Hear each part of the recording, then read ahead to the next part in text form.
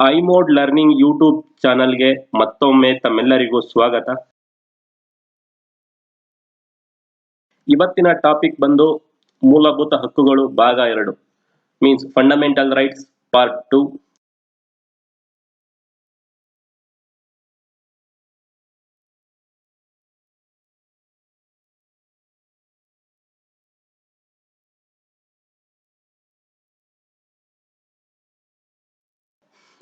Okay, ಈ slide ನಾನು ನಿಮ್ಗೆ ಲಾಸ್ಟ್ ಕ್ಲಾಸ್ ನಲ್ಲೇ ತೋರಿಸಿದ್ದೆ. ಆದ್ರೂ ಈ ಕ್ಲಾಸ್ ಅಲ್ಲಿ ಮತ್ತೆ ಇನ್ನೊಂದ್ಸಲ ಈ ಕಂಟೆಂಟ್ ಬಗ್ಗೆ ಹೇಳ್ಬಿಡ್ತೀನಿ. ರೈಟ್ ಟು ಈಕ್ವಾಲಿಟಿ, ಇದು ಆರ್ಟಿಕಲ್ ಬಂದು 14 to 18 ತನಕ ಕವರ್ ಆಗುತ್ತೆ. ರೈಟ್ ಟು ಈಕ್ವಾಲಿಟಿ ಅಂತಂದ್ರೆ ಸಮಾನತೆಯ ಹಕ್ಕು. ರೈಟ್ ಟು ಫ್ರೀಡಮ್, ಇದು ಬಂದು ಸ್ವಾತಂತ್ರ್ಯದ ಹಕ್ಕು, ಆರ್ಟಿಕಲ್ 19 ಇಂದ 22 ತನಕ ಇದ್ರ ಬಗ್ಗೆ ಇದೆ. ನೆಕ್ಸ್ಟ್ ಬಂದು right to protest against exploitation, ಅಂದ್ರೆ ಶೋಷಣೆಯ ವಿರುದ್ಧದ ಹಕ್ಕು. ಇದು ಬಂದು ಆರ್ಟಿಕಲ್ ನಂಬರ್ 23 ಇಂದ 24 ತನಕ ಇದ್ರ ಬಗ್ಗೆ ಎಕ್ಸ್ಪ್ಲನೇಷನ್ ಇದೆ. Next right to freedom of religion ಅಂತಂದ್ರೆ ಧಾರ್ಮಿಕ ಸ್ವಾತಂತ್ರ್ಯದ ಹಕ್ಕು. ಇದು ಬಂದು ಆರ್ಟಿಕಲ್ 25 to 28 ಕವರ್ ಆಗಿದೆ. ನೆಕ್ಸ್ಟ್ ಬಂದು ಕಲ್ಚರಲ್ ಅಂಡ್ ಎಜುಕೇಶನಲ್ ರೈಟ್ಸ್ ಅಂತ, ಅಂದ್ರೆ ಸಾಂಸ್ಕೃತಿಕ ಹಾಗೂ ಶೈಕ್ಷಣಿಕ ಹಕ್ಕು. ಇದು ಬಂದು ಆರ್ಟಿಕಲ್ 29 ಮತ್ತೆ 30 ಕವರ್ ಆಗಿದೆ. ನೆಕ್ಸ್ಟ್ ಬಂದು ರೈಟ್ ಟು ಕಾನ್ಸ್ಟಿಟ್ಯೂಷನಲ್ ರೆಮಿಡೀಸ್, ಇದು ಆರ್ಟಿಕಲ್ ಬಂದು 32 ಅಂತಂದ್ರೆ ಸಂವಿಧಾನದ ಪರಿಹಾರ ಹಕ್ಕು ಅಂತ. ಇದಿಷ್ಟ, ಇದನ್ನ ಲಾಸ್ಟ್ ಕ್ಲಾಸ್ ನಲ್ಲಿ ಇದೆ ಸೇಮ್ ಸ್ಲೈಡ್ ಎಕ್ಸ್ಪ್ಲೈನ್ ಮಾಡಿದ್ದೆ.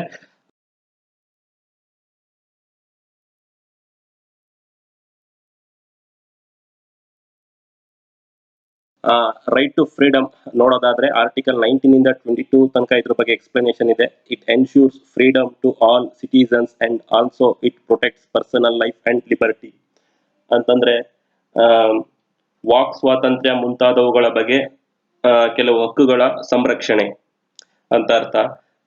ರೈಟ್ ಟು ಫ್ರೀಡಮ್ಸ್ ಅಲ್ಲಿ ಆಕ್ಚುಲಿ ಒಂದು ಆರ್ಟಿಕಲ್ ನಂಬರ್ 19, 20, 21, 21A, 22 ಇಷ್ಟು ಆರ್ಟಿಕಲ್ಸ್ ಕವರ್ ಆಗುತ್ತೆ ರೈಟ್ ಟು ಫ್ರೀಡಮ್ ನಲ್ಲಿ. 19ನೇ ವಿಧಿಯು 6 ವಿಧದ ಸ್ವಾತಂತ್ರ್ಯವನ್ನು ವ್ಯಕ್ತಿಗಳಿಗೆ ಒದಗಿಸಿದೆ. ಮೂಲ ಸಂವಿಧಾನದಲ್ಲಿ 7 ವಿಧದ ಸ್ವಾತಂತ್ರ್ಯವಿದ್ದವು. ಆದರೆ 1978ರ 44ನೇ ತಿದ್ದುಪಡಿಯಲ್ಲಿ ಆಸ್ತಿಯನ್ನು ಹೊಂದುವ, ಮಾರುವ ಹಕ್ಕನ್ನು ಮೂಲಭೂತ ಸ್ವಾತಂತ್ರ್ಯದಿಂದ ತೆಗೆದುಹಾಕಲಾಗಿದೆ. 19ನೇ ವಿಧಿಯು ಮಹತ್ವದ ವಿಧಿಯಾಗಿದ್ದು, ಇವು ಪ್ರಜಾಪ್ರಭುತ್ವದ ಮೌಲ್ಯಗಳನ್ನು, ವೈಯಕ್ತಿಕ ಶ್ರೇಷ್ಠತೆಯ ಮತ್ತು ರಾಷ್ಟ್ರದ ಏಕತೆಯ ಸಂಕೇತವಾಗಿದ್ದು, ಪ್ರಜಾಪ್ರಭುತ್ವದ ಬೆಳವಣಿಗೆಗೆ ಸಹಕಾರಿಯಾಗಿದೆ. ಇವು ಸಂವಿಧಾನದ ಜೀವ ಮತ್ತು ಆತ್ಮ ಎಂದು ಅನೇಕ ತಜ್ಞರು ಅಭಿಪ್ರಾಯ ಆಗಿದೆ. ಅಂದ್ರೆ 19ನೇ ವಿಧಿ ಬಂದು ಒಟ್ಟು 6 ಟೈಪ್ಸ್ ಇದೆ ಇಲ್ಲಿ 19ನೇ ವಿಧಿ ಅಂಡರಲ್ಲಿ. ಸೊ ಆರ್ಟಿಕಲ್ 19 ತುಂಬಾ ಲೆಂತಿ ಆಗಿದೆ. ಆಕ್ಚುಲಿ ಫಸ್ಟ್ ಬಂದು ಸ್ಟಾರ್ಟಿಂಗ್ ಅಲ್ಲಿ ಆರ್ಟಿಕಲ್ 19 ಅಂಡರಲ್ಲಿ 7 ರೈಟ್ಸ್ಗಳು ಅಂದ್ರೆ 7 ಹಕ್ಕುಗಳು ಇರ್ತವೆ. ಬಟ್ ಒಂದನ್ನ ತೆಗಿತಾರೆ 1978ರಲ್ಲಿ 44ನೇ ತಿದ್ದುಪಡಿ ಮಾಡೋದ್ರ ಮುಖಾಂತರ. ಯಾವ್ದನ್ನ ತೆಗಿತಾರೆ, ಯಾವ ಹಕ್ಕನ್ನ ಅಂತಂದ್ರೆ ಆಸ್ತಿಯನ್ನು ಹೊಂದುವ ಹಕ್ಕನ್ನು ತೆಗಿತಾರೆ. ಮತ್ತೆ ಇದೊಂದು ತುಂಬಾ ಇಂಪಾರ್ಟೆಂಟ್ ಆರ್ಟಿಕಲ್ ಇದು.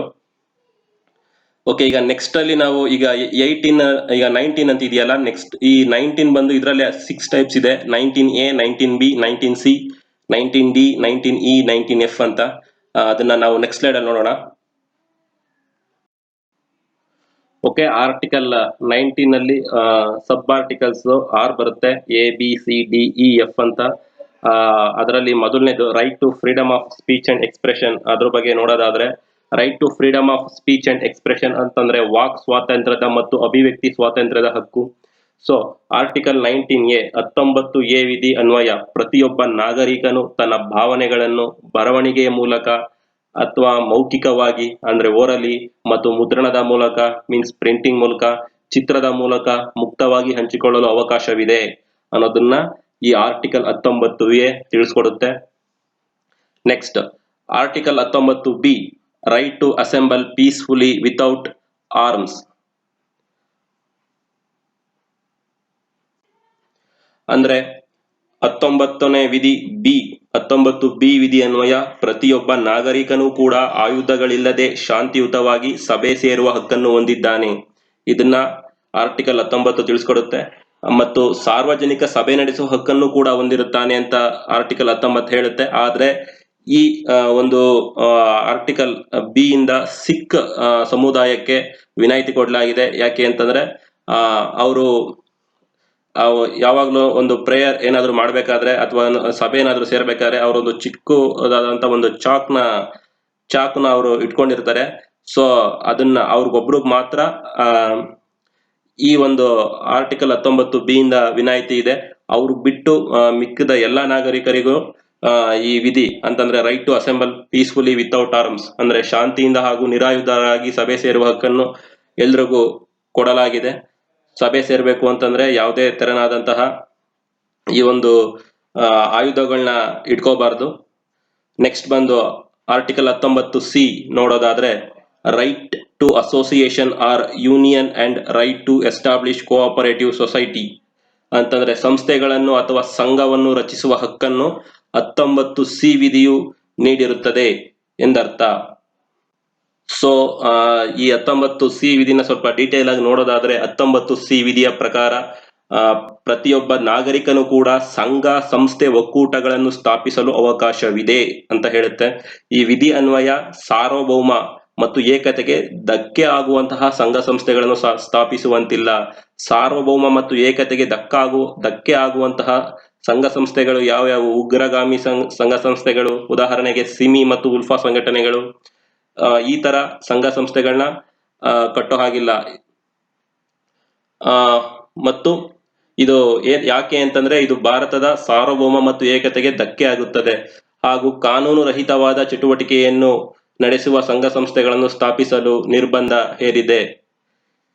ನೆಕ್ಸ್ಟ್ ಬಂದು article 19D right to move freely.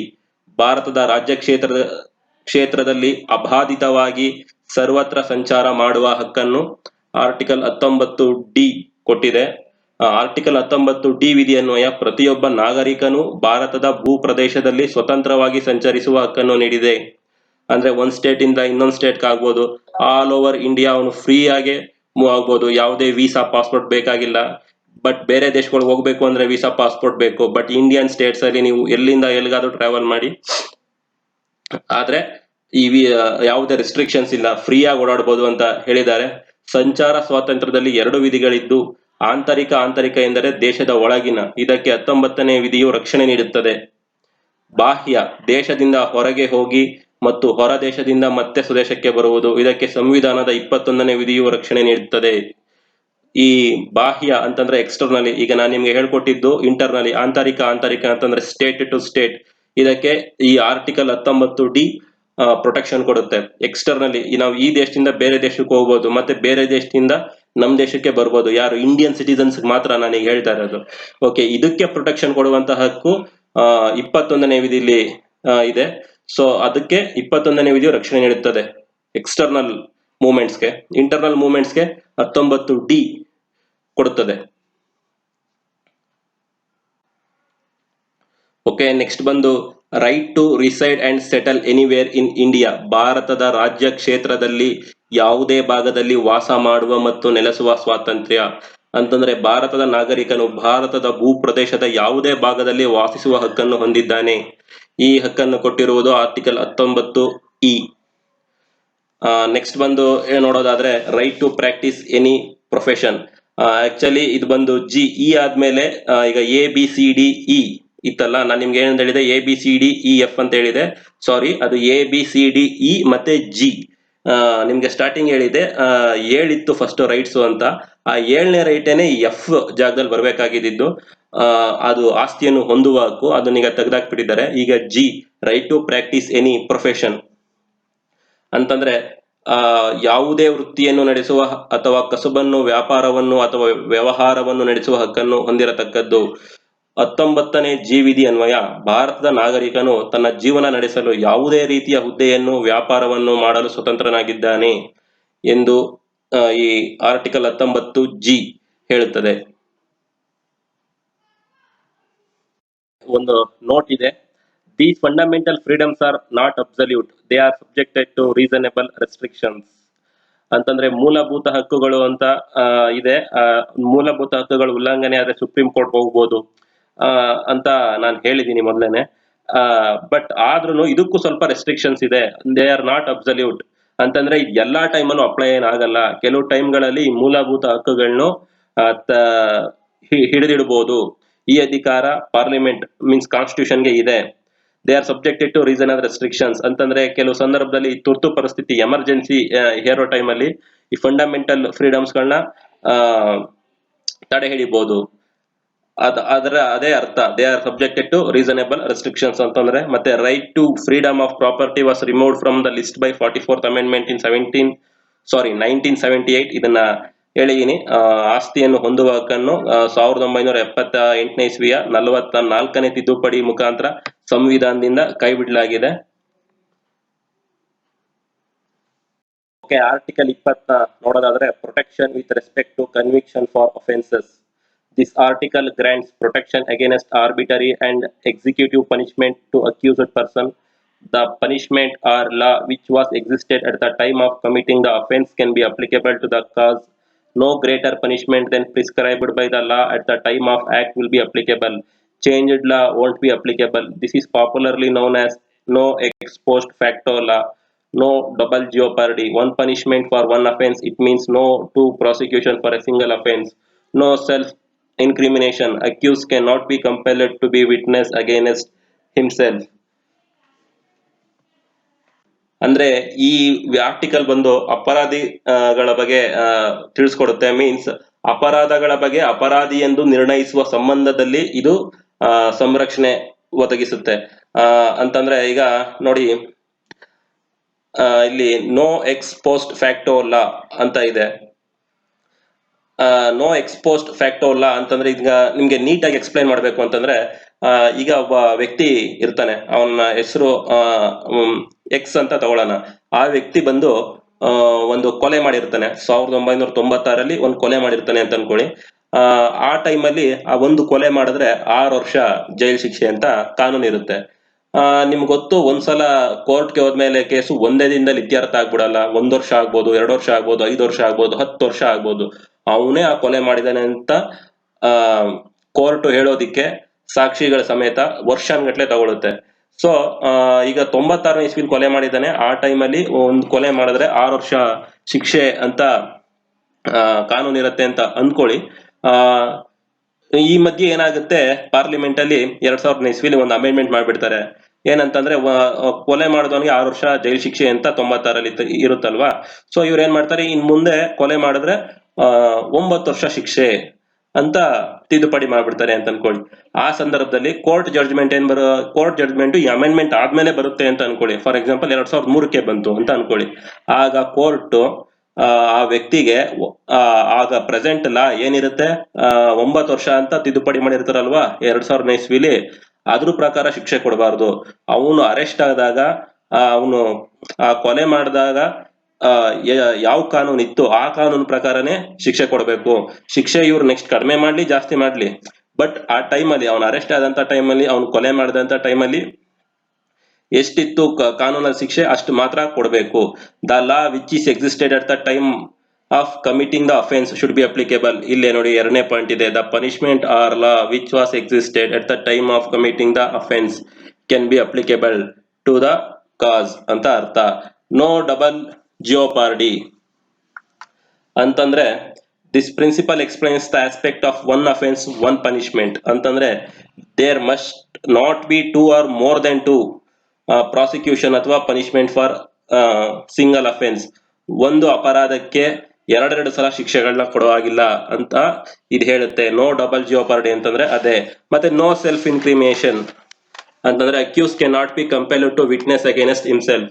ಒಬ್ಬ ವ್ಯಕ್ತಿಗೆ ತನ್ನ ವಿರುದ್ಧ ತಾನೇ ಸಾಕ್ಷಿ ಹೇಳುವಂತೆ ಒತ್ತಾಯ ಮಾಡಬಾರದು ಅನ್ನೋದೇ ನೋ ಸೆಲ್ಫ್ ಇನ್ಕ್ರಿಮಿನೇಷನ್ ನ ಅರ್ಥ. ನೆಕ್ಸ್ಟ್ ಆರ್ಟಿಕಲ್ 21 ಹೋಗೋಣ.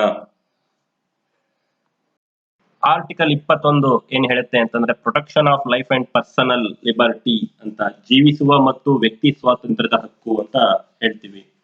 Know the article protects personal liberty from arbitrary action of executive ಅಂತಂದ್ರೆ, no person shall be deprived of his personal liberty except by procedure established by law. ಅಂದ್ರೆ ಕಾನೂನಿನಿಂದ ಸ್ಥಾಪಿತವಾದ ಮಾರ್ಗವನ್ನು ಹೊರತುಪಡಿಸಿ ಬೇರೆ ಯಾವ ಮಾರ್ಗದಿಂದಲೂ ವ್ಯಕ್ತಿಯ ವೈಯಕ್ತಿಕ ಸ್ವಾತಂತ್ರ್ಯಕ್ಕೆ ಧಕ್ಕೆ ತರುವಂತಿಲ್ಲ ಅಂತಂದ್ರೆ, ಈಗ ಫಾರ್ ಎಕ್ಸಾಂಪಲ್, ಈಗ ಯಾರೋ ಒಬ್ಬ ವ್ಯಕ್ತಿ ಒಂದು ಕ್ರೈಮ್ ನ ಕಮಿಟ್ ಮಾಡಿರ್ತಾನೆ, ಅವನ್ನ ತಗೊಂಡೋಗಿ ಜೈಲ್ಗೆ ಹಾಕ್ತಾರೆ. ಅವನ್ನ ತಗೊಂಡೋಗಿ ಜೈಲ್ಗೆ ಹಾಕಿದ 24 ಗಂಟೆ ಒಳಗಡೆನೆ ಅವನ್ನ ಮ್ಯಾಜಿಸ್ಟ್ರೇಟ್ ಮುಂದೆ ಪ್ರೊಡ್ಯೂಸ್ ಮಾಡಬೇಕು. ಅಂತಂದ್ರೆ ಅಲ್ಲಿಗೆ ಅರ್ಥ ಏನಾಗುತ್ತೆ ಅಂತಂದ್ರೆ ಇವರು ನಮ್ಮ ಅಂಡರಲ್ಲಿ ಇದ್ದಾನೆ, ನಾವ್ ಇವನ್ನ ವಿಚಾರಣೆ ಮಾಡ್ತಾ ಇದೀವಿ ಅಂದ್ಕೊಂಡು ಮ್ಯಾಜಿಸ್ಟ್ರೇಟ್ ಹತ್ರ ಪರ್ಮಿಷನ್ ತಗೊಂಡು ಬರಬೇಕು. ಬಟ್ ಸುಮ್ನೆ ಪೊಲೀಸ್ನವರು ಪೊಲೀಸ್ ಸ್ಟೇಷನ್ ಅಲ್ಲದೆ ಬೇರೆ ಯಾವುದೋ ಬೇರೆ ಕಡೆ ಕರ್ಕೊಂಡೋಗಿ ಅವನ ವಿಚಾರಣೆ ಮಾಡಿ ಅಲ್ಲೆಲ್ಲ ಹೊಡೆದು ಪಡೆದು ಹಿಂಸಿಸೋ ಹಾಗಿಲ್ಲ. ಕಾನೂನಿಂದ ಸ್ಥಾಪಿತವಾದ ಮಾರ್ಗದಲ್ಲಿ, ಅಂತಂದ್ರೆ ಯಾವ್ದು ಕಾನೂನಿನ ಮೂಲಕ ಸ್ಥಾಪಿತವಾದ ಮಾರ್ಗ ಅಂತಂದ್ರೆ 24 ಗಂಟೆ ಒಳಗಡೆ ಮ್ಯಾಜಿಸ್ಟ್ರೇಟ್ ಮುಂದೆ ಪ್ರೊಡ್ಯೂಸ್ ಮಾಡಬೇಕು. ಹಾಗೆ ಸುಮ್ನೆ ಎಲ್ಲ ಇಟ್ಕೊಳ್ಳೋ ಆಗಿಲ್ಲ. ಸೊ ಹಾಗೆ ಸುಮ್ನೆ ಇಟ್ಕೊಂಡು ಅವ್ರಿಗೆ ಹಿಂಸೆ ಕೊಟ್ರೆ ಆ ವ್ಯಕ್ತಿಯ ವೈಯಕ್ತಿಕ ಸ್ವಾತಂತ್ರ್ಯಕ್ಕೆ ಧಕ್ಕೆ ತರುವಂತಿರುತ್ತದೆ. ಸೊ ಅದಕ್ಕೆ ಇದು ಕ್ಲಿಯರ್ ಆಗಿ ಏನ್ ಹೇಳಿದೆ ಇದು ಅಂತಂದ್ರೆ, ಕಾನೂನಿನಿಂದ ಸ್ಥಾಪಿತವಾದ ಮಾರ್ಗವನ್ನು ಹೊರತುಪಡಿಸಿ ಬೇರೆ ಯಾವ ಮಾರ್ಗದಿಂದಲೂ ವ್ಯಕ್ತಿಯ ವೈಯಕ್ತಿಕ ಸ್ವಾತಂತ್ರ್ಯಕ್ಕೆ ಧಕ್ಕೆ ತರುವಂತಿಲ್ಲ ಅಂತ ಹೇಳಿದೆ. ಇದ್ರ ಬಗ್ಗೆ ಒಂದೆರಡು ಪ್ರಕರಣಗಳು ಸಹ ಸುಪ್ರೀಂ ಕೋರ್ಟ್ ನಲ್ಲಿ ನಡೆದಿದೆ.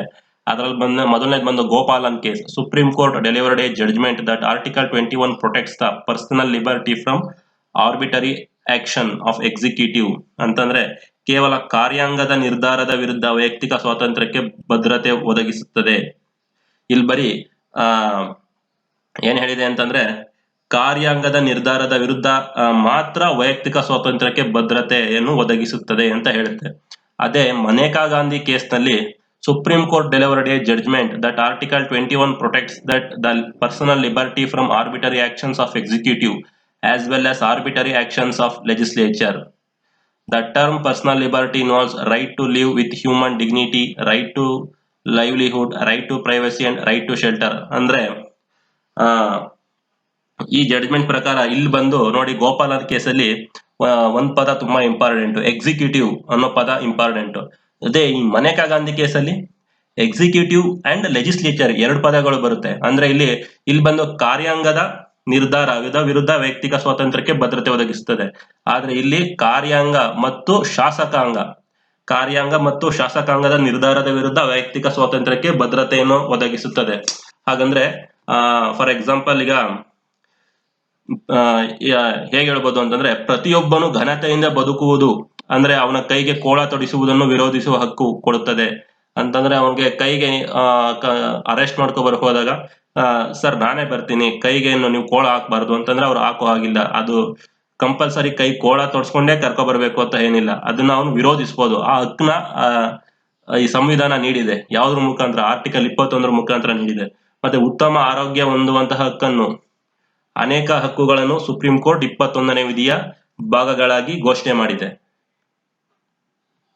ಈಗ ಆರ್ಟಿಕಲ್ 21A ನೋಡೋಣ.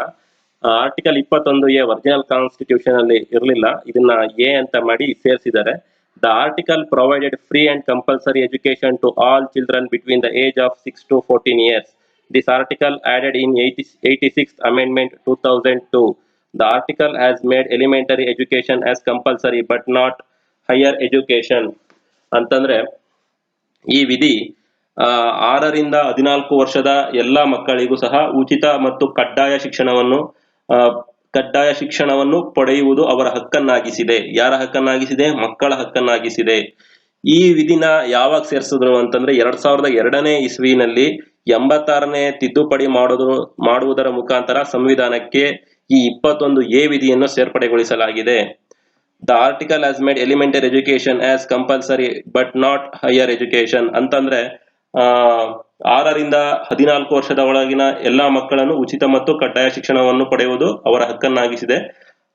ಎಲಿಮೆಂಟರಿ ಎಜುಕೇಶನ್ ಅಂತ ಅಪ್ ಟು ಹೈಸ್ಕೂಲ್ ಲೆವೆಲ್ ಗಂಟ ಅವರು ಫ್ರೀ ಎಜುಕೇಶನ್ ನ ಪಡ್ಕೊಬಹುದು. ಅಂದ್ರೆ 1 to 7th or 8th ಅಲ್ಲಿ ತನಕ ಅವ್ರು ಫ್ರೀ ಎಜುಕೇಶನ್ ನ ಪಡ್ಕೊಬಹುದು. But not higher education. Higher education ಅಂತಂದ್ರೆ ಈ ಡಿಗ್ರಿ ಲೆವೆಲ್ ಇದೆಲ್ಲ ಫ್ರೀ ಇಲ್ಲ. 6 to 14 years ಅಂತಂದ್ರೆ almost 1 to 7th or 8th ತನಕ ಬರುತ್ತೆ. ಅಲ್ಲಿ ತನಕ ಫ್ರೀ ಎಜುಕೇಶನ್ ಅಂತ ಹೇಳಲಾಗಿದೆ ಈ 21ನೇ ಎ ವಿಧಿ ಪ್ರಕಾರ. ಈಗ ಆರ್ಟಿಕಲ್ 22 ಬಗ್ಗೆ ಹೇಳೋದಾದ್ರೆ, protection against arrest and detention in certain cases.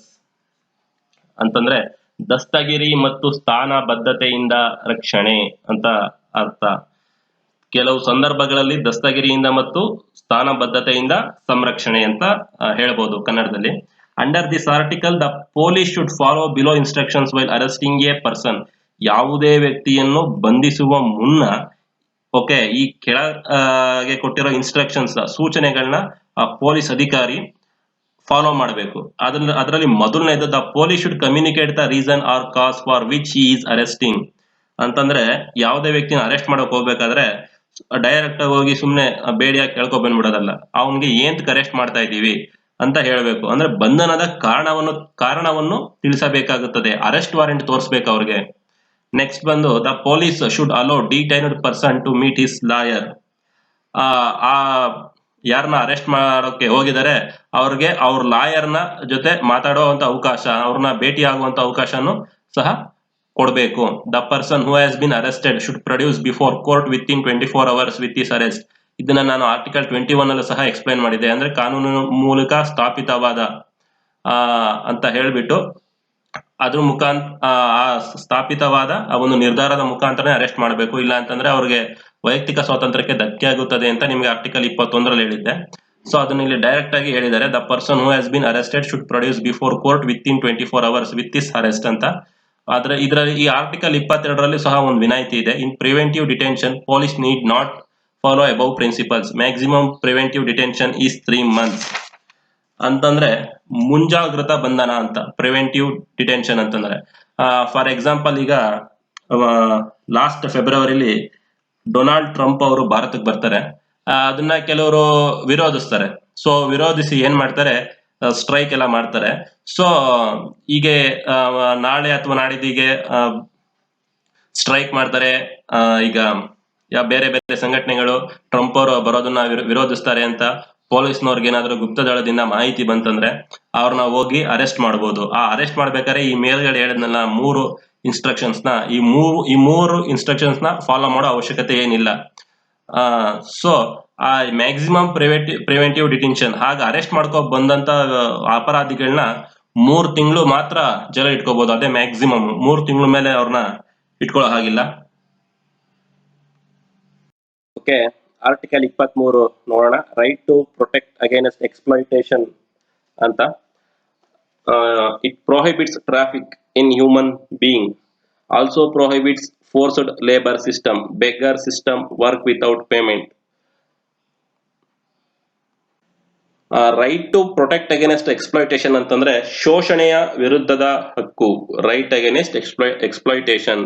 It prohibits traffic in human beings ಅಂತಂದ್ರೆ ಏನು?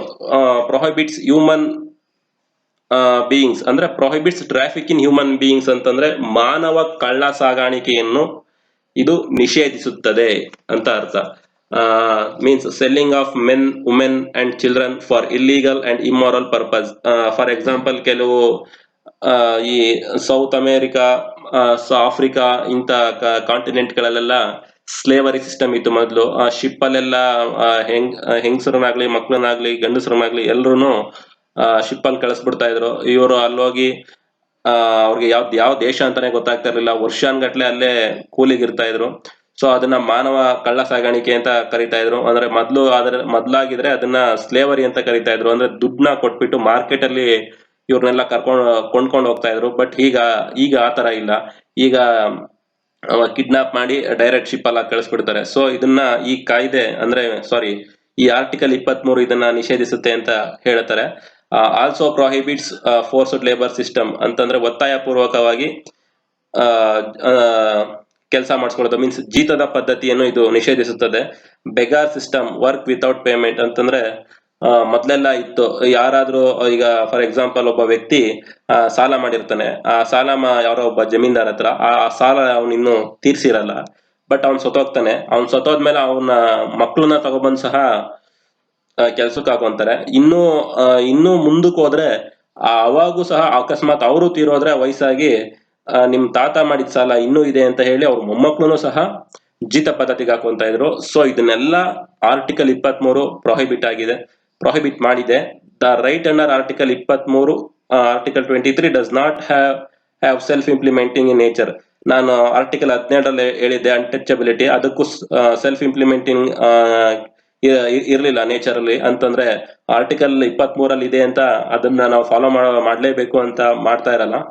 ಸೊ ಇದನ್ನೇನ್ ಮಾಡುತ್ತೆ, ನೀವು ಅಕಸ್ಮಾತ್ ಈ ತರ ಜೀತ ಪದ್ಧತಿ ಮತ್ತೆ ಮಾನವ ಕಳ್ಳ ಸಾಗಾಣಿಕೆ ಇದನ್ನೇನಾದ್ರೂ ನೀವು ಪ್ರಾಕ್ಟೀಸ್ ಮಾಡ್ತಾ ಇದ್ರೆ ನಿಮ್ಗೆ ಇಂಥ ಒಂದು ಶಿಕ್ಷೆ ಇದೆ ಅಂತ ಹೇಳಿದ್ರೆ, ಶಿಕ್ಷೆ ಇದೆ ಅಂತ ಆ ಕಾನೂನಲ್ಲಿ ತೋರಿಸಿದ್ರೆ ಆಗ ಇದನ್ನೆಲ್ಲ ಕಡಿಮೆ ಮಾಡ್ತಾರೆ ಅಂತ ಏನ್ ಮಾಡ್ತಾರೆ, ಅದಕ್ಕೊಂದು ಕಾಯ್ದೆ ಮಾಡಿ ಅದಕ್ಕೆ ಮಾನವ ಕಳ್ಳ ಸಾಗಾಣಿಕೆಗೆ ಅಂತ ಒಂದಷ್ಟು ಶಿಕ್ಷೆಗಳನ್ನೆಲ್ಲ ನಿಗದಿಪಡಿಸ್ತಾರೆ ಲಾ ಬುಕ್ ಅಲ್ಲಿ. ಸೊ ಹಾಗೆ ಮಾಡಿದಂತ ಕಾನೂನು ಯಾವುದು ಅಂತಂದ್ರೆ ಬಾಂಡೇಜ್ ಲೇಬರ್ ಅಬಾಲಿಷನ್ ಆಕ್ಟ್ ಇನ್ 1976 ಅಂತ, ಇದು ಜೀತ ಪದ್ಧತಿಗೆ ಮಾಡಿರೋದು. ಮತ್ತೆ ಇಮ್ಮಾರ್ಟಲ್ ಟ್ರಾಫಿಕ್ ಪ್ರಿವೆನ್ಷನ್ ಆಕ್ಟ್ ಇನ್ 1956 ಅಂತ, ಅದೇ ಇದು ಮಾನವ ಕಳ್ಳ ಸಾಗಾಣಿಕೆಗೆ ತಡೆಯುವುದಕ್ಕೆ ಈ ಆಕ್ಟ್ ನ ಮಾಡಿರೋದು. ಸೊ ಇದು ಸೆಲ್ಫ್ ಇಂಪ್ಲಿಮೆಂಟಿಂಗ್ ಕೆಪಾಸಿಟಿ ಇರಲ್ಲ ಇದಕ್ಕೆ. ಸೊ ಅದಕ್ಕೋಸ್ಕರ ಈ ಎರಡು ಆಕ್ಟ್ ನ ತಂದು ಇದನ್ನ ಕಡಿಮೆ ಮಾಡಬೇಕು ಅಂತ ಈ ಆರ್ಟಿಕಲ್ 23 ಹೇಳಿದ್ದಾರೆ. ಮತ್ತೆ ಈ ಆಕ್ಟ್ ಗಳನ್ನ ತಂದಿದ್ದಾರೆ, ಆರ್ಟಿಕಲ್ 23ಕ್ಕೆ ಸಪೋರ್ಟ್ ಮಾಡೋದಿಕ್ಕೆ ಈ ಆರ್ಟಿಕಲ್ ಗಳನ್ನ ತಂದಿದ್ದಾರೆ. ಓಕೆ, ಆರ್ಟಿಕಲ್ 24 ನೋಡೋದಾದ್ರೆ, the article prohibits the employment of childrens under 14 years. It prohibits child labor system in India. Even this right also does not have self-implementary nature. It requires an act of parliament. Child Labor Abolition Act 1986 ಅಂತಂದ್ರೆ ಇದು ಬಾಲ ಕಾರ್ಮಿಕ ನಿಷೇಧವನ್ನು ಮಾಡುತ್ತದೆ. ಕಾರ್ಖಾನೆ ಮತ್ತು ಮುಂತಾದವುಗಳಲ್ಲಿ ಮಕ್ಕಳ ನಿಯೋಜನೆಗೆ ಇದು ನಿಷೇಧ ಸೂಚಿಸುತ್ತೆ. ಈ ವಿಧಿ ಅನ್ವಯ 14 ವರ್ಷದ ಒಳಗಿನ ಮಕ್ಕಳನ್ನು ಅಪಾಯಕಾರಿ ಚಟುವಟಿಕೆಗಳಿಗೆ ತೊಡಗಿಸುವುದನ್ನು ನಿಷೇಧಿಸುತ್ತದೆ.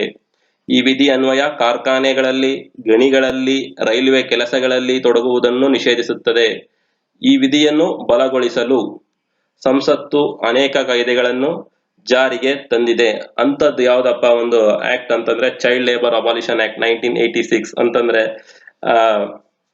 14 ವರ್ಷದ ಕೆಳಗಡೆ ಇರೋ ಮಕ್ಕಳನ್ನ ಅಪಾಯಕಾರಿ ಚಟುವಟಿಕೆಗಳಲ್ಲಿ ತೊಡಗುವುದನ್ನು ಈ ವಿಧಿ ನಿಷೇಧಿಸುತ್ತದೆ. ಈ ವಿಧಿ ಅನ್ವಯ ಕಾರ್ಖಾನೆಗಳಲ್ಲಿ ಮೀನ್ಸ್ ಹಜಾರ್ಡಸ್ ಎಂಟರ್ಪ್ರೈಸಸ್ ಅಲ್ಲಿ, ಮತ್ತೆ ಮೈನ್ಸ್ ಗಣಿಗಳಲ್ಲಿ, ರೈಲ್ವೆ ವರ್ಕ್ಸ್ ಅಲ್ಲಿ 14 ವರ್ಷದ ಕೆಳಗಿನ ಮಕ್ಕಳನ್ನ ತೊಡಗಿಸ್ಕೋಬಾರದು ಅಂತ ಈ ಆರ್ಟಿಕಲ್ 24 ಹೇಳುತ್ತೆ. Okay, right to freedom of religion. The right indicates or reflects the secular fabric of nation. Right to freedom of religion ಅಂತಂದ್ರೆ ಧಾರ್ಮಿಕ ಸ್ವಾತಂತ್ರ್ಯದ ಹಕ್ಕು. ಆರ್ಟಿಕಲ್ 25 ಏನ್ ಹೇಳುತ್ತೆ ಅಂತಂದ್ರೆ, the article provide right to conscience and free profession, practice and propagation of religion ಅಂತಂದ್ರೆ ಈ ಹಕ್ಕು ದೇಶದ ಸಮಸ್ತ ನಾಗರಿಕರಿಗೆ ಯಾವುದೇ ಧರ್ಮವನ್ನು ಮನಪೂರ್ವಕವಾಗಿ ಸ್ವೀಕರಿಸುವ, ಆಚರಿಸುವ ಮತ್ತು ಪ್ರಚಾರ ಮಾಡುವ ಧಾರ್ಮಿಕ ಹಕ್ಕನ್ನು ನೀಡಲಾಗಿದೆ. ಇಲ್ಲಿ ನೋಡಿ, ಸೆಕ್ಯುಲರ್ ಫ್ಯಾಬ್ರಿಕ್ ಅಂತಂದ್ರೆ ಹೇಳಿದ್ನಲ್ಲ ಮೊದಲನೇ ನಿಮ್ಗೆ ಪ್ರಿಯಾಂಬಲ್ ಮಾಡ್ಬೇಕಾದ್ರೆ, ಸೆಕ್ಯುಲರ್ ಅಂತಂದ್ರೆ ಜಾತ್ಯತೀತ, ಆಲ್ ರಿಲಿಜನ್ಸ್ ಆರ್ ಈಕ್ವಲ್. ಯಾವುದೇ ವ್ಯಕ್ತಿ ಯಾವುದೇ ಧರ್ಮನ ಅವನ್ಗೆ ಮನ್ಸಿಗೆ ಯಾವ್ದು ಇಷ್ಟ ಬರುತ್ತೋ ಆ ಧರ್ಮನ ಫಾಲೋ ಮಾಡ್ಬೋದು. ಅದಕ್ಕೆ ಯಾರ ಹಿಂಸೆ ಮಾಡಬಾರ್ದು, ನೀನು ಇಂಥದ್ದೇ ಧರ್ಮ ಪಾಲನೆ ಮಾಡ್ಬೇಕು ಅಂತ ಯಾರು ಒತ್ತಡ ಏರೋ ಆಗಿಲ್ಲ ಅವನ ಮೇಲೆ. ಆಗೇನಾದ್ರು ಮಾಡಿದ್ರೆ ಆರ್ಟಿಕಲ್ 25 ಉಲ್ಲಂಘನೆಯಾಗಿ ಸ್ಟೇಷನ್ಗೆ ಹಾಕ್ತಾರೆ.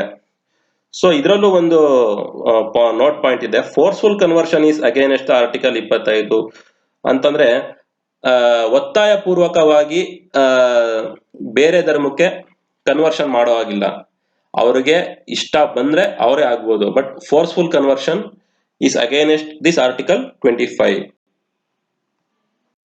ಓಕೆ, ಆರ್ಟಿಕಲ್ 26 ನೋಡೋದಾದ್ರೆ, it is the extension of article 25 ಅಂತಂದ್ರೆ ಆರ್ಟಿಕಲ್ 25ನ ಮುಂದುವರಿದ ಭಾಗ.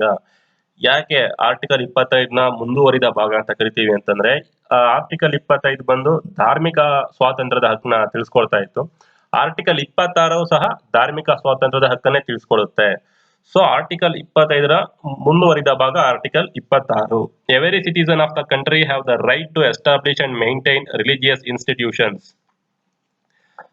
have the right to manage the affairs in matters of religion, have the right to acquire movable and immovable property of the religion, right to manage property in accordance with law ಅಂತಂದ್ರೆ 26ನೇ ವಿಧಿಯ ಅನ್ವಯ ಪ್ರತಿಯೊಬ್ಬ ನಾಗರಿಕನು ಅಥವಾ ನಾಗರಿಕರ ಸಮೂಹವು ಒಂದು ಧರ್ಮದ ಸಂಸ್ಥೆಯನ್ನು ಸ್ಥಾಪಿಸುವ ಅಧಿಕಾರವನ್ನು ಹೊಂದಿದ್ದಾರೆ. Every citizens of the country have the rights to establish and maintain religious institutions. Next, ಇಂತಹ ಧಾರ್ಮಿಕ ಸಂಸ್ಥೆಗಳನ್ನು ಈಗಾಗಲೇ ದೇಶದಲ್ಲಿ ತುಂಬಾ ಸ್ಥಾಪಿಸಿದ್ದಾರೆ.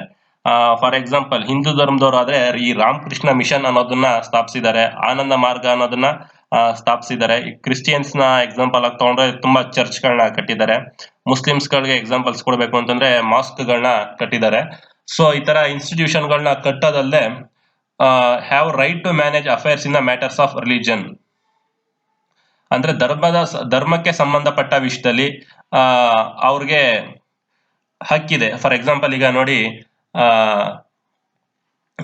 ಬಾಬ್ರಿ ಮಸೀದಿ ಧ್ವಂಸ ಪ್ರಕರಣ ಕೋರ್ಟ್ ಅಲ್ಲಿ ನಡೀತಾ ಇತ್ತು. ಸೊ ಅದ್ರ ಪರವಾಗಿ ಈಗ ಹಿಂದೂಸ್ ಮುಸ್ಲಿಮ್ಸ್ ಅವರಿಬ್ರು ಕೇಸ್ ಆಡಿದ್ರು. ಸೊ ಅದು ಆರ್ಟಿಕಲ್ 26 ಅಲ್ಲಿ ಅದನ್ನ ತೋರಿಸುತ್ತೆ, have the right to manage the affairs in the matters of religion. So ಅವರು ಈಗ ಕೋರ್ಟ್ ಅಲ್ಲಿ ಕೇಸ್ ಆಡೋದಕ್ಕೆ ಮುಸ್ಲಿಮ್ಸ್ ಹೋಗಿದ್ರು, ಹಿಂದೂಸ್ಗಳು ಹೋಗಿದ್ರು. ಸೊ ಅವ್ರಿಗೆ ಈ ರೈಟ್ಸ್ ಕೊಟ್ಟಿದ್ ಬಂದು ಆರ್ಟಿಕಲ್ 26. ಸೊ ಅವ್ರ ಧರ್ಮದ ಪರವಾಗಿ ಅವರು ನಿರ್ಧಾರಗಳನ್ನ ಕೈಗೊಳ್ಬಹುದು, ಆ ಧರ್ಮನ ಉಳಿಸ್ಕೊಳ್ಳೋದಕ್ಕೆ ಈ ಕೋರ್ಟ್ ಅಲ್ಲೆಲ್ಲ ಹೋರಾಡ್ಬೋದು. Next, have the right to acquire movable and immovable property of the religion. Movable and immovable ಅಂದ್ರೆ ಚಿರಾಸ್ತಿ, ಚರಾಸ್ತಿ. ಸ್ಥಿರಾಸ್ತಿ ಅಂತಂದ್ರೆ ಫಾರ್ ಎಕ್ಸಾಂಪಲ್ ಲ್ಯಾಂಡ್. ಇಮ್ಮೂವೇಬಲ್ ಚಿರಾಸ್ತಿ ಅಂತಂದ್ರೆ, ಮೂವೇಬಲ್ ಅಂತಂದ್ರೆ ಚರಾಸ್ತಿ, ಮೀನ್ಸ್ ಕ್ಯಾಶ್. ಸೊ ಈಗ ಸಂಸ್ಥೆಗಳಿಗೆ ಈಗ ಒಂದು ಲ್ಯಾಂಡ್ ಇರುತ್ತೆ, ಆ ಲ್ಯಾಂಡ್ ಅಲ್ಲಿ ಅವ್ರ ಸಂಸ್ಥೆ ಕಟ್ತಾರೆ, ಅದೆಲ್ಲ ಬಂದು ಏನಾಗುತ್ತೆ, ಸ್ಥಿರಾಸ್ತಿ ಆಗುತ್ತೆ. ಆ ಸ್ಥಿರಾಸ್ತಿಗಳ ಒಂದು ಹಕ್ಕನ್ನು ಸಹ ಆರ್ಟಿಕಲ್ 26 ಕೊಟ್ಟಿದೆ. ಮತ್ತೆ right to manage the property in accordance with law. ಆ ಸ್ಥಿರಾಸ್ತಿ ಒಂದು ಹಕ್ಕನ್ನ ಕೊಟ್ಟಿದೆಯಲ್ಲ, ಆ ಆಸ್ತಿ ಒಂದನ್ನ ಕಾನೂನು ಮುಖಾಂತರ ಮಾಡಬೇಕು. ಅಕಾರ್ಡಿಂಗ್ ಟು ಲಾ ಅವರು ಆ ಆಸ್ತಿನ ಹೊಂದಿರಬೇಕು. ಲಾ ಬಿಟ್ಟು ಹೋಗ್ಬಾರ್ದು, ಅನ್ಕಾನ್ಸ್ಟಿಟ್ಯೂಷನಲ್ ವೇನಲ್ಲಿ ಅದನ್ನ ಅವರು ಮಾಡೋ ಹಾಗಿಲ್ಲ ಅಂತ ಈ ಲಾಸ್ಟ್ ಪಾಯಿಂಟ್ ಹೇಳುತ್ತೆ. ಓಕೆ, ಆರ್ಟಿಕಲ್ 27ನ ನೋಡೋದಾದ್ರೆ, tax cannot be imposed for the promotion or maintenance of any religion but government can impose fees for security purpose. So ಯಾವುದೇ ಧರ್ಮದ ಪ್ರಚಾರಕ್ಕೆ ಟ್ಯಾಕ್ಸ್ ನ ಇಂಪೋಸ್ ಮಾಡೋ ಹಾಗಿಲ್ಲ government. But government can impose fees for the security purpose. But ಭದ್ರತೆ ಒದಗಿಸಕ್ಕೆ police force ಕೊಡ್ಲೇಬೇಕಲ್ಲ. So police force ನ ಮೇಂಟೈನ್ ಮಾಡಕ್ಕೆ ಸೊ ದುಡ್ಡು ಬೇಕಲ್ಲ, ಅದನ್ನೇನು ಫ್ರೀ ಆಗಿ ಮಾಡ್ತಾರಾ? ಸೊ ಮಾಡಕ್ಕಾಗಲ್ಲ. ಸೊ ಅದನ್ನ ಕಲೆಕ್ಟ್ ಮಾಡ್ತಾರೆ, ಫೀಸ್ ಅಂತ ಕಲೆಕ್ಟ್ ಮಾಡ್ತಾರೆ, ಬಟ್ ಟ್ಯಾಕ್ಸ್ ಅಂತ ಕಲೆಕ್ಟ್ ಮಾಡಲ್ಲ. ಈಗ ಇದಕ್ಕೆ ಹೇಗೆ ಹೇಳೋದು ಅಂತಂದ್ರೆ, ಈಗ ನೀವು ದೇವಸ್ಥಾನಕ್ಕೆ ಹೋಗ್ತೀರಾ, ಅರ್ಚನೆಗೆ ಒಂದು ಟಿಕೆಟ್ ನ ತಗೊಂತೀರಾ, ಅದರಲ್ಲಿ ಎಲ್ಲೂ ಟ್ಯಾಕ್ಸ್ ಅಂತ ಮೆನ್ಷನ್ ಆಗಿರಲ್ಲ, ತೆರಿಗೆ ಅಂತ ಎಲ್ಲೂ ಮೆನ್ಷನ್ ಆಗಿರಲ್ಲ, ಬರೀ ಶುಲ್ಕ ಅಂತ ಮೆನ್ಷನ್ ಆಗಿರುತ್ತೆ. ಅದನ್ನ ನೀವು ಗಮನಿಸಿ. ಆ ಶುಲ್ಕ ಏನ್ ತಗೊಳ್ತಾರೆ ಅಂದ್ರೆ, ಪೂಜೆಗೆ ಅಂತ ಏನ್ ತಗೊಳ್ಳಲ್ಲ, ಅಂದ್ರೆ ಪೂಜೆ ಹೆಸರಲ್ಲಿ ಆ ದೇವಸ್ಥಾನಕ್ಕೆ ಒಂದು ಸೆಕ್ಯೂರಿಟಿ ಕೊಡೋದಕ್ಕೋಸ್ಕರ ತಗೊಂತಾರೆ. ಸೊ ಅಲ್ಲಿಗೆ ಈ GST ಸಹ ಅಪ್ಲಿಕೇಬಲ್ ಆಗಲ್ಲ ಈ ದೇವಸ್ಥಾನಗಳಿಗಾಗಿರ್ಬೋದು, ಮಾಸ್ಕ್ ಆಗಿರ್ಬೋದು, ಚರ್ಚಸ್ಗಳಿಗಾಗಿರ್ಬೋದು. ಈ GST ಈ ಗೂಡ್ಸ್ ಅಂಡ್ ಸರ್ವಿಸ್ ಟ್ಯಾಕ್ಸ್ ಆದ್ರೂ ಆಗಿರ್ಬೋದು, ಮಾಮೂಲಿ ಆರ್ಡಿನರಿ ಟ್ಯಾಕ್ಸ್, ಇವ್ಯಾವ ಅಲ್ಲಿಗೆ ಅಪ್ಲೈ ಪಡ್ಕೊಳ್ಳೋ ಹಾಗಿಲ್ಲ ಆ ಇನ್ಸ್ಟಿಟ್ಯೂಷನ್ಸ್ ಗಳಿಂದ. Government shall not use the public money for the promotion of particular religion. ಹಾಗೆ ಇವರು ಯಾವ ತರ ತೆರಿಗೆ ಹಾಕಲ್ವೋ ಹಾಗೆ ಗವರ್ನಮೆಂಟ್ ಸಹ ಸಾರ್ವಜನಿಕರ ಹಣನ ಯಾವುದೇ ಧರ್ಮದ ಪ್ರಚಾರಕ್ಕಾಗಿ ಬಳಸೋ ಹಾಗಿಲ್ಲ. ಇದನ್ನ ಹೇಳಿರೋ ಆರ್ಟಿಕಲ್ ಯಾವುದು? ಆರ್ಟಿಕಲ್ 27. ನೆಕ್ಸ್ಟ್ ಆರ್ಟಿಕಲ್ 28 ಏನ್ ಹೇಳುತ್ತೆ ಅಂತಂದ್ರೆ, no religious instructions in government and aided schools. ಯಾವುದೇ ತೆರನಾದ ಈ ಗವರ್ಮೆಂಟ್ ಶಾಲಾ ಕಾಲೇಜ್ಗಳಲ್ಲಾಗಿರ್ಬೋದು ಅಥವಾ ಏಡೆಡ್ ಸ್ಕೂಲ್ಸ್ ಅನುದಾನಿತ ಶಾಲಾ ಕಾಲೇಜ್ಗಳಲ್ಲಾಗಿರ್ಬೋದು, ಯಾವುದೇ ಒಂದು ಪರ್ಟಿಕ್ಯುಲರ್ ರಿಲಿಜಿಯನ್ಸ್ ಬಗ್ಗೆ ಬೋಧಿಸೋ ಹಾಗಿಲ್ಲ ಅಂತ ಆರ್ಟಿಕಲ್ 28 ಹೇಳುತ್ತೆ. Cultural and educational rights. ಸಾಂಸ್ಕೃತಿಕ ಮತ್ತು ಶೈಕ್ಷಣಿಕ ಹಕ್ಕುಗಳು. This rights have been given for minorities of the country. ಅಂತಂದ್ರೆ ಸಂವಿಧಾನದ 29 ಹಾಗೂ 30ನೇ ವಿಧಿಗಳು ಸಾಂಸ್ಕೃತಿಕ, ಧಾರ್ಮಿಕ ಹಾಗೂ ಭಾಷಾ ಅಲ್ಪಸಂಖ್ಯಾತರ, ಇಲ್ಲಿ ಗಿವನ್ ಫಾರ್ ಮೈನಾರಿಟೀಸ್ ಅಂತಿದೆಯಲ್ಲ, ಭಾಷಾ ಅಲ್ಪಸಂಖ್ಯಾತರ ಹಿತವನ್ನು ರಕ್ಷಣೆ ಮಾಡುತ್ತದೆ. ಆರ್ಟಿಕಲ್ 29 ಏನ್ ಹೇಳುತ್ತೆ ಅಂತ ನೋಡೋದಾದ್ರೆ, any section of people have the right to presence their distinct culture, language, script and culture. ಅಂತಂದ್ರೆ ಈ ವಿಧಿಯು ದೇಶದಲ್ಲಿ ವಾಸಿಸುವ ಪ್ರತಿಯೊಬ್ಬ ನಾಗರಿಕನು ತನ್ನದೇ ಆದ ಧರ್ಮ, ಸಂಸ್ಕೃತಿ, ಆಚಾರ, ವಿಚಾರಗಳನ್ನು ಉಳಿಸಿಕೊಳ್ಳಲು ಹಾಗೂ ಆಚರಿಸಲು ಅವಕಾಶ ಕಲ್ಪಿಸಿದೆ. ವಿಧಿಯನ್ವಯ ಯಾವುದೇ ಶಾಲೆಯಲ್ಲಿ ಜಾತಿ, ಜನಾಂಗ, ಸಂಸ್ಕೃತಿ, ಭಾಷೆಯ ಮೇಲೆ ಪ್ರವೇಶವನ್ನು ನಿರಾಕರಿಸದಂತೆ ತಡೆಯುತ್ತದೆ. ಅಂತಂದ್ರೆ ಫಾರ್ ಎಕ್ಸಾಂಪಲ್ ಈಗ ಯಾವ್ದ ಗೌರ್ಮೆಂಟ್ ಸ್ಕೂಲ್ಸ್ ಕಾಲೇಜಸ್ಗಳಾಗಿರ್ಬೋದು, ನೀನು ಹಿಂದೂ ರಿಲಿಜನ್ ಅವನು, ನಿನ್ಗೆ ನಮ್ಮ ಸ್ಕೂಲ್ ಆಗ್ಲಿ ಅಥವಾ ಕಾಲೇಜಲ್ಲಾಗ್ಲಿ ನಿನ್ಗೆ ಅಡ್ಮಿಷನ್ ಇಲ್ಲ, ನೀನ್ ಮುಸ್ಲಿಮು, ನಿನ್ಗೆ ನಮ್ಮ ಸ್ಕೂಲಲ್ಲಿ ಅಡ್ಮಿಷನ್ ಇಲ್ಲ, ಈ ತರ ಹೇಳಲೇಬಾರ್ದು. ಅದನ್ನ ಹೇಳದೆ ಈ ಆರ್ಟಿಕಲ್. ಅಂದ್ರೆ ಯಾವುದೇ ಶಾಲೆಯಲ್ಲಿ ಜಾತಿ, ಜನಾಂಗ, ಸಂಸ್ಕೃತಿ, ಭಾಷೆಯ ಮೇಲೆ ಪ್ರವೇಶವನ್ನು ನಿರಾಕರಿಸದಂತೆ ತಡೆಯುತ್ತದೆ. ಈ ಮೂಲಕ ಈ ವಿಧಿಯು ಭಾಷಾ ಅಲ್ಪಸಂಖ್ಯಾತರ ಅಂದ್ರೆ ಲ್ಯಾಂಗ್ವೇಜ್ ಮೈನಾರಿಟೀಸ್ ಇರ್ತಾರಲ್ಲ ಅವ್ರಿಗೆ, ಈ ಮೂಲಕ ಈ ವಿಧಿಯು ಭಾಷಾ ಅಲ್ಪಸಂಖ್ಯಾತರ ಹಾಗೂ ಧಾರ್ಮಿಕ ಅಲ್ಪಸಂಖ್ಯಾತರ ಹಿತರಕ್ಷಣೆಯನ್ನು ಕಾಯ್ದುಕೊಂಡಿದೆ. ಧಾರ್ಮಿಕ ಅಲ್ಪಸಂಖ್ಯಾತರು ಮತ್ತು ಭಾಷಾ ಅಲ್ಪಸಂಖ್ಯಾತರು. ಸೊ ಇದ್ರಲ್ಲೂ 2 ಸಬ್ ಆರ್ಟಿಕಲ್ಸ್ ಬರುತ್ತೆ. ಅದರಲ್ಲಿ 29 ಫಸ್ಟ್ ಸಬ್ ಆರ್ಟಿಕಲ್ ಪ್ರಕಾರ ಹೇಳೋದಾದ್ರೆ, 29 ಸಬ್ ಆರ್ಟಿಕಲ್ 1 ಬಗ್ಗೆ ಹೇಳೋದಾದ್ರೆ, ಈ ವಿಧಿ ಪ್ರಕಾರ ದೇಶದ ಯಾವುದೇ ಭಾಗದಲ್ಲಿ ನೆಲೆಸಿರುವ ಯಾವುದೇ ಪ್ರಜೆಗಳು ಭಾಷೆ, ಲಿಪಿ ಅಥವಾ ಸಂಸ್ಕೃತಿಯನ್ನು ಹೊಂದಿದ್ದರೆ, ಅದ ಹೇಳಿದ್ನಲ್ಲ, they have right to presence the distinct culture, language, script and culture ಅಂತ. ಈ ವಿಧಿ ಪ್ರಕಾರ ದೇಶದ ಯಾವುದೇ ಭಾಗದಲ್ಲಿ ನೆಲೆಸಿರುವ ಯಾವುದೇ ಪ್ರಜೆಗಳು ಭಾಷೆ, ಲಿಪಿ ಅಥವಾ ಸಂಸ್ಕೃತಿಯನ್ನು ಹೊಂದಿದ್ದರೆ ಅವುಗಳನ್ನು ರಕ್ಷಣೆ ಮಾಡಿಕೊಳ್ಳುವಂತಹ ಹಕ್ಕನ್ನು ಅವರು ಪಡೆದಿದ್ದಾರೆ ಅಂತ ಹೇಳುತ್ತೆ. ಮತ್ತೆ ಇನ್ನೊಂದು ಸಬ್ ಆರ್ಟಿಕಲ್ ಏನ್ ಹೇಳುತ್ತೆ ಅಂತಂದ್ರೆ 29(2), ಈ ವಿಧಿ ಪ್ರಕಾರ ರಾಜ್ಯದಿಂದ ನಡೆಸಲ್ಪಡುವ ಅಥವಾ ರಾಜ್ಯದಿಂದ ಧನ ಸಹಾಯ ಪಡೆಯುತ್ತಿರುವ, ರಾಜ್ಯದಿಂದ ನಡೆಸಲ್ಪಡುವ ಅಂತಂದ್ರೆ ಗೌರ್ಮೆಂಟ್ ಇನ್ಸ್ಟಿಟ್ಯೂಷನ್ಸ್ಗಳು, ರಾಜ್ಯದಿಂದ ಧನ ಸಹಾಯ ಪಡೆಯುತ್ತಿರುವ ಅಂತಂದ್ರೆ ಏಡೆಡ್ ಇನ್ಸ್ಟಿಟ್ಯೂಷನ್ಸ್ಗಳು. ಓಕೆ, ಇವುಗಳಲ್ಲಿ ಯಾವುದೇ ವಿದ್ಯಾಸಂಸ್ಥೆ ಧರ್ಮ, ಕುಲ, ಜಾತಿ, ಭಾಷೆ ಅಥವಾ ಅವುಗಳ ಯಾವುದೇ ಆಧಾರದ ಮೇಲೆ ಯಾವ ಪೌರನಿಗೂ ಪ್ರವೇಶವನ್ನು ನಿರಾಕರಿಸುವಂತಿಲ್ಲ. ಅಂದ್ರೆ ಯಾರಿಗೂ ಅಡ್ಮಿಷನ್ ರಿಜೆಕ್ಟ್ ಮಾಡಬಾರ್ದು ಅವ್ರ ರಿಲಿಜನ್ ಮೇಲೆ, ಅವ್ರ ಕ್ಯಾಸ್ಟ್ ಮೇಲೆ, ಅವ್ರ ಲ್ಯಾಂಗ್ವೇಜ್ ಮೇಲೆ ಅಂತ ಆರ್ಟಿಕಲ್ 29 ಸಬ್ ಆರ್ಟಿಕಲ್ 2 29(2) ಇದನ್ನ ಹೇಳುತ್ತೆ. ಓಕೆ, ಆರ್ಟಿಕಲ್ 30 ಏನ್ ಹೇಳುತ್ತೆ ಅಂತ ನೋಡೋದಾದ್ರೆ, all minorities have the right to establish and administrate the educational institutions. Note, state shall not make any discrimination while giving funds to educational institutions managed by minorities. ಅಂತಂದ್ರೆ ಇದು ಬಂದು ಅಲ್ಪಸಂಖ್ಯಾತರ ಶೈಕ್ಷಣಿಕ ಹಿತಾಸಕ್ತಿ ರಕ್ಷಣೆಗೆ ಇರುವಂತ ಆರ್ಟಿಕಲ್. ಇದು ಆರ್ಟಿಕಲ್ 30. ಶೈಕ್ಷಣಿಕ ಸಂಸ್ಥೆಗಳನ್ನು ಸ್ಥಾಪಿಸುವುದಕ್ಕೆ ಮತ್ತು ಅವುಗಳ ಆಡಳಿತ ನಡೆಸುವುದಕ್ಕೆ ಅಲ್ಪಸಂಖ್ಯಾತರಿಗೆ ಹಕ್ಕನ್ನು ಈ ಆರ್ಟಿಕಲ್ 30 ಕೊಟ್ಟಿದೆ. ಸೊ ಇದನ್ನ ಸ್ವಲ್ಪ ನೀಟಾಗಿ ನೋಡೋದಾದ್ರೆ, ಈ ವಿಧಿ ಅನ್ವಯ ಅಲ್ಪಸಂಖ್ಯಾತರು ಶಿಕ್ಷಣ ಸಂಸ್ಥೆಗಳನ್ನು ಸ್ಥಾಪಿಸಲು ಅವಕಾಶ ನೀಡಲಾಗಿದೆ. ಈ ಮೂಲಕ ಇವರು ಅಲ್ಪಸಂಖ್ಯಾತರು ಬಹುಸಂಖ್ಯಾತರು ನಡುವೆ ಸಮಾನತೆಯನ್ನು ತರುವಲ್ಲಿ ಸಹಕಾರಿಯಾಗಿದೆ. ಅಲ್ಲದೆ ಅಲ್ಪಸಂಖ್ಯಾತರು ನಡೆಸುವ ಸಂಸ್ಥೆಗಳಿಗೆ ಅನುದಾನದಲ್ಲಿ ತಾರತಮ್ಯ ಮಾಡದಂತೆ ಸಂವಿಧಾನವು ನಿರ್ದೇಶಿಸಿದೆ. ಇದನ್ನ ನಾನು ನೋಟಲ್ಲಿ ಹೇಳಿದ್ನಲ್ಲ, state shall not make any discrimination while giving funds to educational institutions managed by minorities ಅಂತ. ಅಂದ್ರೆ ಅಲ್ಪಸಂಖ್ಯಾತರು ನಡೆಸುವ ಸಂಸ್ಥೆಗಳಿಗೆ ಅನುದಾನದಲ್ಲಿ ತಾರತಮ್ಯ ಮಾಡದಂತೆ ಸಂವಿಧಾನವು ನಿರ್ದೇಶನ ಮಾಡಿದೆ ಅಂತ ಅರ್ಥ. ಈಗ ನೆಕ್ಸ್ಟ್ ಲಾಸ್ಟ್ ಸ್ಲೈಡ್ಗೆ ಹೋಗೋಣ ಈ ಕ್ಲಾಸ್ ನಲ್ಲಿ.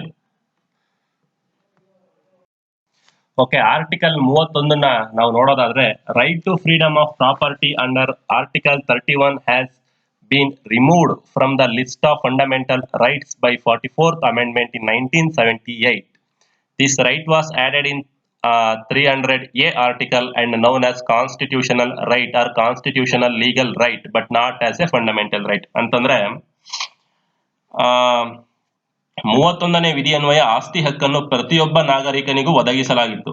ಆದರೆ 1978ರ 44ನೇ ತಿದ್ದುಪಡಿಯಲ್ಲಿ ಸಂವಿಧಾನವು ಆಸ್ತಿಯ ಹಕ್ಕನ್ನು ಮೂಲಭೂತ ಹಕ್ಕಿನ ಪಟ್ಟಿಯಿಂದ ತೆಗೆದು 300A ವಿಧಿ ಅನ್ವಯ ಕಾನೂನಿನ ಹಕ್ಕಾಗಿ ಮಾಡಲಾಯಿತು. ಈ ಮೂಲಕ ಮೂಲ ಸಂವಿಧಾನದಲ್ಲಿದ್ದ 7 ಮೂಲಭೂತ ಹಕ್ಕುಗಳು 6 ಮೂಲಭೂತ ಹಕ್ಕುಗಳಾದವು. ನಂತರ 2002ರಲ್ಲಿ 86ನೇ ತಿದ್ದುಪಡಿಯಲ್ಲಿ 21ನೇ ಎ ಕಲಂನಲ್ಲಿ ಶಿಕ್ಷಣದ ಹಕ್ಕನ್ನು ಸೇರಿಸಿ ಮತ್ತೆ 7 ಮೂಲಭೂತ ಹಕ್ಕುಗಳನ್ನಾಗಿ ಮಾಡಲಾಗಿದೆ. ಕೆಲವೊಮ್ಮೆ 21A ವಿಧಿಯು ಉಪವಿಧಿಯಾದುದರಿಂದ ಶಿಕ್ಷಣದ ಹಕ್ಕನ್ನು ಹೊರತುಪಡಿಸಿ ಮೂಲ ಸಂವಿಧಾನದ 6 ಮೂಲಭೂತ ಹಕ್ಕುಗಳನ್ನು ಪರಿಗಣಿಸುತ್ತಾರೆ.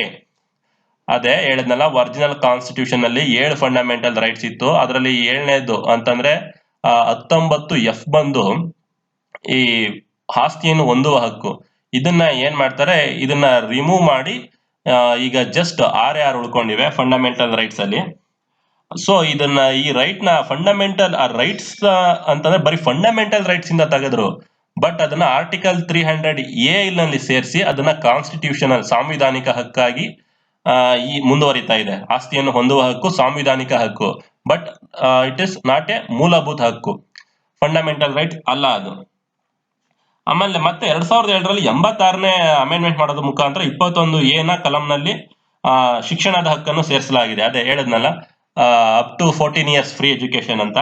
ಅದು ಸಹ ಒಂಥರ ಫಂಡಮೆಂಟಲ್ ರೈಟ್ಸ್ ತರಾನೇ, ಬಟ್ ಆದ್ರೆ ಅದು 19 ಅದು ಫಂಡಮೆಂಟಲ್ ರೈಟ್ ಬಟ್ ಅದು 19ನೇ ವಿಧಿಯಲ್ಲಿ ಸಬ್ ಆರ್ಟಿಕಲ್ ಅಲ್ಲ ಅದು. ಸೊ 21ನೇ ವಿಧಿಯು ಉಪವಿಧಿ ಆದುದರಿಂದ ಶಿಕ್ಷಣದ ಹಕ್ಕನ್ನು ಹೊರತುಪಡಿಸಿ ಮೂಲ ಸಂವಿಧಾನದ 6 ಮೂಲಭೂತ ಹಕ್ಕುಗಳನ್ನು ಪರಿಗಣಿಸುತ್ತಾರೆ ಅಂತ ಹೇಳಲಾಗಿದೆ. ನೆಕ್ಸ್ಟ್ ಬಂದು ಈಗ ಪಾರ್ಟ್ 1 ಪಾರ್ಟ್ 2 ಮುಗೀತು ಫಂಡಮೆಂಟಲ್ ರೈಟ್ಸ್ ಅಲ್ಲಿ. ಇನ್ನೊಂದು ಸ್ಮಾಲ್ ಪಾರ್ಟ್ ಉಳಿದಿದೆ. ನೆಕ್ಸ್ಟ್ ಕ್ಲಾಸ್ ಅಲ್ಲಿ ಅಂದ್ರೆ ನಾಳೆ ಆ ಪಾರ್ಟ್ ನ ಮುಗಿಸ್ಕೊಡ್ತೀನಿ. ಅದಾದ್ಮೇಲೆ next directive principles of state policy ಅದಕ್ಕೆ ಹೋಗೋಣ. ಸೊ ಇವತ್ತಿನ ಕ್ಲಾಸ್ ಇಷ್ಟೇ. Thank you.